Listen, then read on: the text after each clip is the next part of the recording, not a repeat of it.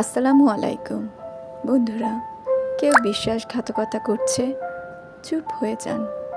কেউ যন্ত্রণা দিচ্ছে, চুপ হয়ে যান। কেউ অনেক ভালোবাসার পরও আপনার প্রাপ্যটা দেয়নি, চুপ হয়ে যান। কোনো মানুষ অনেক অপমান করছে, চুপ থাকুন। কেউ ঠকিয়ে গেছে, চুপ হয়ে যান। কেউ আপনাকে নিয়ে তুমুল মিথ্যা দোষারোপ করছে, চুপ হয়ে যান।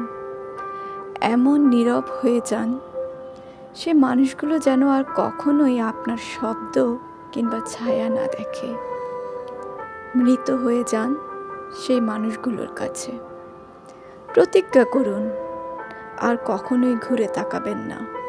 শুধু এই প্রতিজ্ঞাটা করতে পারলে আপনি কষ্ট পাবেন না। এই যে নীরবতা আপনাকে দম বন্ধ করা আর্তনাদ দিবে, কিন্তু অপর পক্ষকে দিবে আফসোস। আসলে আমরা হারাবার ভয়ে শব্দ দিয়ে প্রতিবাদ করি, কিন্তু আপনি জানেন কি, যে মানুষগুলো আপনাকে মানুষ বলে মূল্যায়ন করেনি, আপনাকে দম বন্ধ কান্নার অনুভূতি দিয়েছে, তারা আপনার কেউ না।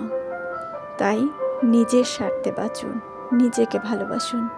আপনার একজন সৃষ্টিকর্তা আছেন। সকল দুঃখ, কষ্ট, চাওয়া পাওয়ার কথাগুলো সেই সৃষ্টিকর্তাকেই বলুন, তিনি সব কিছুর সমাধান করে দিবেন। ভালো থাকবেন সবাই। আল্লাহ হাফেজ।